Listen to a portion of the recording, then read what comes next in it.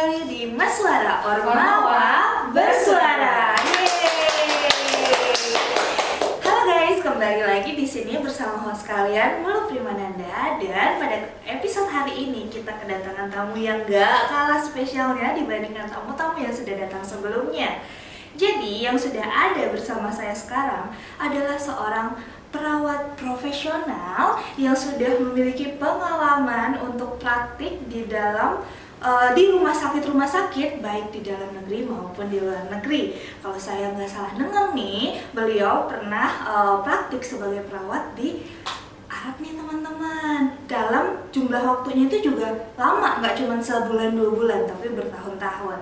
Dan saat ini beliau juga sedang melanjutkan perkuliahan di program doktoral di Lincoln University di Malaysia teman-teman. Wah, sangat menginspirasi sekali ya. Jadi kita sambut nih teman-teman tamu kita pada hari ini, Ibu Ira Kusumawati. Halo Bu Ira. Halo. Nah Bu Ira, mungkin boleh diceritakan Ibu Ira ini siapa sih sebenarnya?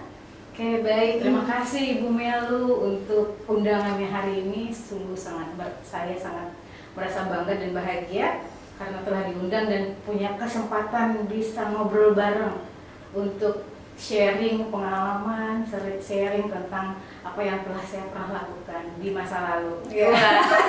Masa lalu nggak semuanya buruk ya Bu ya? Baik. Ya, jadi saya tamatan dari D3. Sebenarnya saya tamatan dari D3 di tahun 1999, tamat SMA, 2002 tamatnya D3. Lalu saya coba bekerja di beberapa rumah sakit di tempat saya waktu itu, dan saya juga belajar di kamar operasi, dan pengalaman itu yang membuat saya bisa terbang untuk ke Saudi Arabia. Wow. Ya, tapi ternyata di Saudi Arabia saya bukan ditempatkan di kamar operasi, justru ditempatkan di ruang hemodialisa. Oh. Ya. Jadi di Arab Saudi kerjanya di kamar hemodialisa, ruang hemodialisa sebagai perawat HG tentunya. Nah, itu berlangsung selama 3,5 tahunan. Setelah balik, ternyata pengen banget bisa kuliah S1 gitu ya. Dan saya lanjutkan S1 dari 2011 sampai 2013 gitu. Nah, dari tamat kuliah S1 kok kayaknya karena sudah punya anak, punya bayi, kok kayaknya repot ya kalau harus kerja pagi siang malam. Kayaknya pengen jadi dosen deh gitu. Dan ternyata doa itu dikabulkan. Lamar-lamar di rumah sakit kok nggak ada yang mau ya tertarik dengan kita, padahal cukup berpengalaman, perasaan sendiri gitu ya. Tapi ternyata memang bukan maksudnya Tuhan buat menggagalkan, tetapi doanya bukan itu. Bukan untuk rumah sakit lagi, tapi di institusi pendidikan. Namun pada saat itu gelarnya masih sarjana. Tapi beriring waktu ternyata harus juga sarjana S2. Berdoa lagi, ya Tuhan kasih deh S2, dan S2 selesai di tahun 2020. Nah, alhamdulillah dari Yayasan Stikes RSPAD memberikan kesempatan kepada saya untuk dikasih beasiswa untuk bisa melanjutkan ke program S3 di Universitas Lincoln University Malaysia. Saya juga sangat mengapresiasi dan berterima kasih tentunya kepada Ketua Stikes RSPAD dan Yayasan. Wah, memberikan support ya. Wah gitu ya teman-teman, nggak kaleng-kaleng nih mainannya ruang operasi sama hemodialisa ya guys. Nah, bagi kalian mungkin yang kurang familiar nih hemodialisa itu apa? Hemodialisa itu adalah ini ya Bu, pengobatan untuk orang yang gagal ginjal ya. Ya, cuci darah. Jadi itu istilahnya itu kritis semua ini yang dimainin sama Bu Ira ini kritis.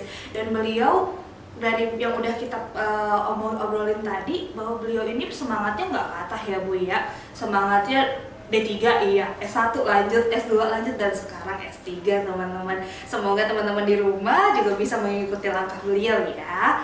Nah, dan saat ini Bu Ira menjadi dosen ya, karena doanya tuh nggak mau kerja pagi siang malam, dikabulkan jadi dosen di sini. Nah, kalau di sini dosennya tuh menjadi dosen apa nih Bu? Nah, saya sebagai waktu S2 memang ambil peminatan adalah keperawatan anak. Jadi saat ini mampu atau dosen sebagai dosen keperawatan anak, dan mampu juga bertanggung jawab terhadap ini laboratorium. Jadi unit laboratorium.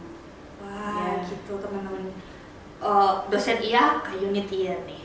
Nah, dalam episode kali ini kita tuh mau fokusnya kepada bagian laboratoriumnya nih Bu. Kita nih mungkin mau menginformasikan ke teman-teman di rumah yang mungkin bertanya-tanya atau yang tidak bertanya-tanya tapi mungkin kepo-kepo nih.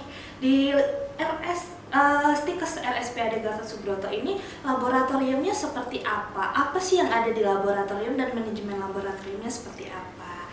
Tapi ya Ibu ya, kita ngobrolin yang pertama ini, mungkin Ibu bisa jelaskan nih secara singkat peran laboratorium di Stikes RSPAD dalam mendukung pembelajaran Ibu. Oke, laboratorium tentunya bukan cuma sekedar tempat mahasiswa melakukan tindakan atau belajar skill, tapi juga mengintegrasikan antara teori sama praktikumnya. Jadi sehingga mahasiswa itu punya pemahaman secara utuh tentang bagaimana melakukan asuhan keperawatan pada pasien atau pada klien yang diasuhnya, seperti itu. Jadi memang laboratorium itu sangat penting sekali hadirnya dalam sebuah institusi.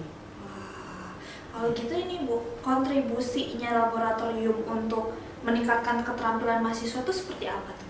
Kontribusinya tentu sangat banyak, di mana mahasiswa bisa belajar secara tutor, kemudian belajar secara mandiri sehingga mampu meningkatkan skill. Karena ketika seseorang menjadi perawat, yang dihadapi itu adalah bukan mesin, bukan kertas, benda mati, tetapi adalah orang. Sehingga seluruh proses kehidupan itu akan dilalui. Jadi kalau keperawatan itu mulai dari bayi, anak, neonatus, kemudian remaja dewasa, sampai lansia dan sampai akhir kehidupan itu diasuh oleh perawat dan kesehatan, seperti itu. Wah, jadi dari laboratorium itu tuh kita belajar bagaimana aslinya ketika sudah terjun menjadi perawat atau petugas kesehatan ya Ibu ya? Betul sekali. Oke, nah kalau untuk kita kan ada visi misi Stikes, mungkin teman-teman yang sudah nonton episode sebelumnya itu ada visi misi Stikes menciptakan tenaga kesehatan yang profesional ya Bu ya. Nah kalau dari laboratorium sendiri itu gimana sih bentuknya hingga bisa mencapai visi misi Stikes ini nih Bu? Sebagaimana visi misi Stikes, kita adalah unggul dalam kesehatan matra. Nah, untuk Stikes RSPAD sendiri, kita punya laboratorium kesehatan matra yang memang punya lab khusus sendiri. Jadi punya ruangan sendiri di mana peralatan dan seluruh media dan alat itu sudah mutakhir sesuai dengan peminatan atau keunggulan kita matra. Jadi seperti keperawatan gawat darurat bencana, semuanya ada di sana. Jadi ala-ala kegawat daruratan dan bencana, seperti itu. Oh, jadi up to date ya Bu, tidak ketinggalan zaman barang-barangnya. Nah, terus nih Bu, tadi terkait Ibu ada bilang salah satunya itu ada laboratorium matra ya Bu ya. Emang ada berapa jenis laboratorium sih yang ada di Stikes RSPAD ini? Kita punya banyak lab, diantaranya mungkin sekitar 9 ruang laboratorium, termasuk di dalamnya laboratorium komputer. Kalau kita mulai dari depan, itu ada ruangan laboratorium gawat darurat, di mana di situ ada bentuk mini hospital, sehingga nanti Bu Melu ketika adik-adik praktikum di sana itu akan merasakan sensasi atau look like seperti bahwa mereka tuh benar-benar berada dalam ruangan atau unit rumah sakit yang sesungguhnya. Itu gadar ya, darurat. Lalu yang kedua di belakangnya ada biomedik, laboratorium biomedik terdiri dari banyak alat-alat seperti komputer, kemudian stetoskop, mikroskop gitu ya, mikroskop dan lain sebagainya. Lalu balik lagi ke lab terpadu. Nah, lab terpadu itu kita gunakan sebagai laboratorium keperawatan dasar. Itu udah punya banyak ruangan. Ada laboratorium keperawatan anak, maternitas, KMB, kemudian ada laboratorium keperawatan jiwa, keluarga gerontik dan komunitas, ada matra, dan yang terakhir ada jiwa. Ada lab audiovisual juga ada yang kita gunakan untuk ruang tutorial. Jadi kursinya bertingkat seperti bioskop, itu sangat baik sekali ya, untuk supaya mahasiswa tidak ada yang terlindung ketika melihat dosen tidur di belakang ya, atau tidur di belakang. Jadi kursinya bertingkat seperti bioskop, jadi semua orang bisa melihat dengan jelas apa yang dilakukan oleh dosen, bagaimana tutorialnya melakukan sesuatu tindakan seperti itu. Dan kita punya 2 ruangan audiovisual. Oke Bu. Nah itu tadi kebanyakannya laboratorium keperawatan ya Bu. Kalau untuk kebidanannya sendiri apakah berbeda atau sama laboratorium? Nah, untuk laboratorium kebidana, Bu Melu, kita punya 1 ruangan laboratorium yang sangat besar. Itu terdiri dari intranatal, antenatal, dan postnatal, dan ada juga rawat gabung di sana gitu ya. dan ada ruang konseling. Jadi khusus ruangan maternitas dan kebidanan itu jadi satu ruangan ya, mencakup seluruh kegiatan dari kegiatan maternitas dan kebidanan. Oh, jadi kayak terpadu, kebidanan terpadu gitu ya. Wah, lengkap sekali nih teman-teman. Kalau keperawatan udah masuk ke semua sub pembahasan keperawatan ya Bu. Gitu juga dengan kebidanan sudah masuk semua di situ. Sudah terpadu teman-teman. Nah, kalau misalnya nih Bu, kalau ada anak-anak ingin menggunakan laboratorium, gimana sih sistem peminjaman dan juga penggunaan laboratorium yang ada di Stikes RSPAD? Iya, nah untuk peminjaman itu sebenarnya kita udah punya prosedur sendiri. Awalnya memang secara manual, tapi mulai dari semester ini kami sudah punya web khusus untuk peminjaman alat dan booking tempat atau lab. Jadi laboratorium itu Melu kita bagi menjadi 3 kategori. Yang pertama adalah laboratorium reguler. Itu adalah laboratorium yang dilakukan secara reguler oleh mahasiswa sesuai dengan jadwal. Jadi jadwal itu didapatkan dari prodi masing-masing. Jadi itu sudah ditempatkan pada ruangan-ruangan sesuai dengan peminatannya atau bergerbongnya atau mata kuliahnya seperti itu. Nah, kemudian ada lab mandiri. Nah, lab mandiri ini kita jadwalkan di luar dari jadwal reguler gitu ya. Dan yang terakhir adalah yang emergency. Jadi misalnya ada kebutuhan tertentu dari mahasiswa, mungkin membuat video dan lain sebagainya, itu boleh di waktu tertentu tersebut. Nah, untuk minjam alat kita sekarang udah menggunakan web. Jadi tinggal one klik aja udah boleh adik-adik dapat tempat, dapat alat ya. Wah. Jadi nggak ada lagi tuh ya Bu pusing-pusing, bentrok nih di labnya mau dipakai sama kelas A, kelas B. Udah di satu sistem ya, semuanya bisa akses dan semuanya bisa booking gitu istilahnya ya Bu ya. Nah gitu teman-teman. Selanjutnya nih Bu, kan kadang apalagi mahasiswa baru ya Bu ya, nggak cuma mahasiswa baru sih, tapi semua mahasiswa itu ada kemungkinan terjadi kecelakaan kerja atau lain-lain, atau terjadi sesuatu yang tidak diinginkan lah gitu ya. Gimana sih dalam laboratorium sendiri itu menyiasati untuk memastikan keselamatan dan efisiensi penggunaan laboratorium yang ada di Stikes ini Bu? Nah, baik, pertanyaan bagus sekali. Karena menjaga keamanan K3 laboratorium, jadi kami sebenarnya sudah memiliki aturan tersendiri tentang penggunaan laboratorium. Ada K3 laboratorium. Nah, SOP ini kami sosialisasikan kepada mahasiswa mulai dari awal semester dan mahasiswa baru. Jadi setiap tahun atau setiap minimal setiap tahun atau setiap semester itu kita sosialisasikan ketika mahasiswa akan menggunakan kembali laboratorium. Jadi udah punya K3 dan mahasiswa wajib mematuhi peraturan yang ada di laboratorium. Misalnya yang paling gampang adalah menggunakan jas lab gitu ya. Menggunakan jas lab dan menggunakan APD jika memang diperlukan APD. Itu seperti itu. Wah, jadi sudah ada precautionnya ya Bu ya. Sebelum mulai pasti dikasih tahu. Berarti ini anak-anaknya bosan ya Bu tiap semester dikasih tahu, tapi itu penting ya Bu. Betul. Gitu tuh teman-teman. Jadi nggak usah khawatir kalau teman-teman baru jadi mahasiswa baru nggak tahu ngapa-ngapain di lab, diarahin nih sama orang-orang labnya ya Bu. Ada berapa orang tuh Bu? Tadi saya lupa nanya. Di lab kita laboratorium punya 3 kru laboratorium. Saya sebagai unit laboratorium dan 2 laboran. Nah, 2 laboran ini membantu mahasiswa, 1 untuk mahasiswa keperawatan dan 1 juga untuk buat mahasiswa kebidanan. Jadi semua sebenarnya sama saja, tidak ada kebidanan dan keperawatan, tetapi memang saling membantu. Tapi memang diberikan job desk supaya lebih teratur saja. Tetapi misalnya kalau kebidanan sedang sibuk, tentu saja semua laboran akan memberikan arahan dan membantu untuk bisa terlaksananya proses pembelajaran di laboratorium dengan baik. Wah, jadi nggak usah takut ya Bu, ada laborannya. Gitu. Nah, terus nih Bu, ngomongin tentang manfaat laboratorium untuk mahasiswa ya Bu. Kira-kira ada nggak sih program pelatihan atau workshop yang dikerjakan atau dilakukan oleh laboratorium untuk mahasiswa dalam meningkatkan keterampilan praktiknya? Kira-kira apa itu? Tentu saja ada Bu Melu. Kita karena unggul di Matra, maka pelatihan yang paling nomor 1 itu adalah tentang kesehatan Matra, dan kita bekerja sama dengan Puskesat sebagai mitra kita dalam meningkatkan kesehatan Matra. Juga ada pelatihan BTCLS ketika mahasiswa sudah selesai perkuliahan di diploma. Jadi kita sudah bekali mahasiswa tentang bagaimana melakukan penata laksana pada pasien henti jantung, henti nafas, dan kondisi gawat darurat. Jadi udah banyak sekali pelatihan dan kita mempersiapkan mahasiswa untuk siap untuk bekerja.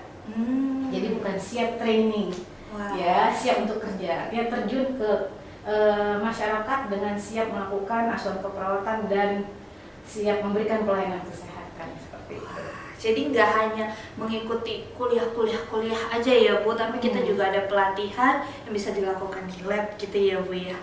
Nah kalau selanjutnya nih Bu, untuk bagaimana sih mahasiswa selama ini atau yang rencana yang akan dilakukan ke depan untuk memanfaatkan laboratorium dalam hal mendukung riset dan juga tugas akademiknya nih Bu?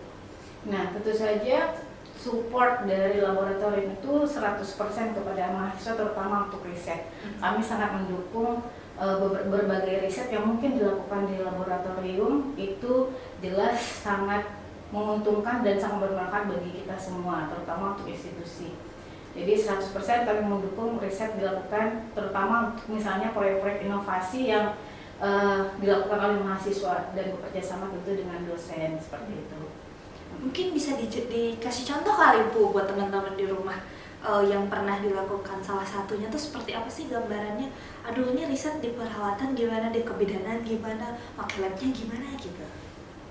Ya, kalau untuk riset sebenarnya mahasiswa itu kalau selama ini sejauh ini memang kita masih belum terlalu untuk riset, belum terlalu ada. Tapi untuk proyek inovasi sebenarnya Bu Melu itu sudah dalam 2-3 tahun terakhir sudah ada, tetapi memang aplikasinya hanya berbentuk misalnya aplikasi komputer, berbentuk prototype gitu ya. Jadi misalnya aplikasi kesehatan, kalau kita contohin mungkin seperti Peduli Lindungi tapi yang mininya gitu, yang miniaturnya yang belum bisa kita publikasikan, itu bentuknya prototype seperti itu. Dan kalau misalnya prototype ini kita kembangkan, itu akan bisa dijual gitu, dan bisa menghasilkan income yang cukup besar. Seperti itu, seperti aplikasi rumah sakit, kemudian aplikasi obat, bahkan ada aplikasi kecantikan yang pernah dibuat oleh mahasiswa kita. Wah, ya. Bisa tuh dipergunakan ya Bu? Ya, betul sekali. Nah, kalau saya nggak salah nih Bu ya, kalau saya pernah dengar untuk mendukung penelitian juga nih mahasiswa bisa meminjam ya Bu, misalnya alat-alat lab untuk dibawa, misalnya ingin melakukan penelitian, misalnya mengukur tekanan darah atau bagaimana ketika pengambilan data, itu bisa ya Bu? Tentu saja bisa Bu. Kita sangat support 100% mahasiswa yang akan melakukan penelitian, pengabdian masyarakat atau kegiatan di luar dari kampus yang menggunakan alat laboratorium. Selama catatannya adalah dilakukan peminjaman dengan alur dan prosedur yang sudah ditetapkan dan mengembalikan dengan utuh dan baik itu kondisinya. Yang itu tadi masukin website ya Bu, pakai apa namanya, sistemnya apa namanya itu Bu? Ya, website laboratorium. Website laboratorium. Gitu ya teman-teman. Jadi banyak sekali nih membantu peran laboratorium dalam kehidupan mahasiswa. Nah, tadi kita udah ngomongin tentang peran laboratorium. Kira-kira ada nggak sih Bu tantangan yang Ibu alami selama menjadi ketua laboratoriumnya, kaor laboratoriumnya tuh apa aja tuh Bu? Tantangan terbesar dan pengelolaannya? Ya, tantangan terbesar adalah kita selalu karena jumlah mahasiswa semakin hari semakin banyak, alhamdulillah. Kemudian branding kita juga semakin baik sehingga dampaknya adalah semakin meningkatnya jumlah mahasiswa, maka kebutuhan alat terus meningkat tentunya. Baik itu alat yang maksudnya alat yang habis pakai ataupun yang tidak habis pakai. Nah, untuk itu kita terus menganggarkan atau membuat perencanaan anggaran dalam mempersiapkan kebutuhan laboratorium. Dan saat ini Bu Melu kita punya alat-alat yang mutakhir. Contohnya adalah misalnya seperti alat maternitas yang bisa merespon seperti manusia ketika mau melahirkan, seperti itu. Lalu ada lagi kita pemeriksaan jantung dan paru yang bisa kita dengarkan oleh mahasiswa. Jadi berbagai jenis suara jantung paru itu bisa kita dengar dari pantom tersebut gitu ya. Jadi seperti memeriksa orang sebenarnya ya. Nah, kita bisa desain itu mau suara jantung yang abnormal seperti apa atau mau suara jantung normal apa, suara pernapasan seperti apa gitu. So, kita juga punya VR. VR ya, nurse VR. Jadi kita seperti seperti menonton 3D gitu ya. Jadi bisa memindahkan tulang belulang yang mana yang mau dipindahkan, kemudian ada nama-namanya yang bisa dibaca gitu. Nah, itu udah high teknologi banget dan kita alhamdulillah kembali lagi kami dari laboratorium sangat berterima kasih kepada yayasan dan Ketua Stikes untuk dukungannya. Wah, gitu tuh teman-teman. Walaupun tantangannya ada, tetap bisa disiasati sama laboratorium ya Bu ya. Dengan banyaknya alat-alat dan juga sistem-sistem yang makin mutakhir ya Bu yang dipergunakan dan diadaptasi oleh laboratorium. Nah selanjutnya nih Bu, kalau bentuk upaya Stikes RSPAD sendiri dalam meningkatkan ketersediaan alat dan bahan praktik itu tadi Ibu sudah menyebutkan misalnya menyediakan barang-barang terbaru. Ada lagi nggak Bu kira-kira upaya Stikes untuk meningkatkan itu? Ya, dari Stikes sebenarnya sudah sangat mendukung program laboratorium. Kami selalu menganggarkan anggaran dan merencanakan tentunya berapa banyak pengeluaran yang dibutuhkan, terutama pada pantom yang memang harganya tidak murah. Kemudian alat habis pakai yang juga memang karena produk yang dibuang gitu kan, itu tentu jumlahnya juga sangat banyak dengan jumlah yang lebih dari 1.000 mahasiswa. Nah itu ya Bu Meli. Jadi saya rasa yang paling ini tuh adalah bagaimana kami menganggarkan dan kemudian mengatur di laboratorium supaya alat yang ada tidak boros, bisa digunakan semaksimal mungkin dan efektif tentunya. Nah, tadi Ibu sudah mengatakan bahwa ini alatnya semakin terbarukan, sistemnya juga semakin semakin canggih gitu. Kira-kira ada nggak rencana kedepannya lagi untuk pengembangan atau modernisasi laboratorium sendiri nih Bu? Ya, ada lagi Bu Melu. Sekarang kita sudah punya QR untuk SOP setiap dari stase yang ada. Misalnya, kalau maternitas sudah punya QR sendiri, jadi adik-adik mahasiswa sudah paperless, tidak perlu lagi dicetak, tidak perlu lagi di print, cukup di QR aja, lalu bisa kelihatan SOP apa yang adik-adik mau gitu. Ya, jadi udah nggak ada lagi paper, udah nggak ada kertas, jadi adik-adik bisa lebih hemat dalam penggunaan kertas. Jadi kita nggak ada istilahnya ketinggalan zaman ya Bu ya. Setiap ada perbaruan kita coba menyesuaikan yang bisa diambil ya Bu ya. Betul. Untuk meningkatkan. Nah kalau tadi laboratorium ini bisa digunakan untuk mahasiswa gitu ya Bu. Tapi ada nggak sih timbal baliknya peran mahasiswa sendiri dalam pengembangan layanan laboratorium itu seperti apa nih Bu? Iya, alhamdulillah mahasiswa kita adalah mahasiswa yang inovatif ya, sangat kreatif sekali. Jadi mahasiswa sebenarnya banyak sekali punya kontribusi terhadap laboratorium. Salah satunya adalah misalnya ikut serta dalam pengembangan alat laboratorium. Jadi misalnya kami memberikan kuesioner kepada mahasiswa kebutuhan apa yang kalian inginkan gitu, sehingga nanti kami juga mempertimbangkan alat-alat tersebut yang ingin digunakan, alat apa yang kurang yang ingin mereka dapatkan dengan jumlah yang lebih misalnya seperti itu.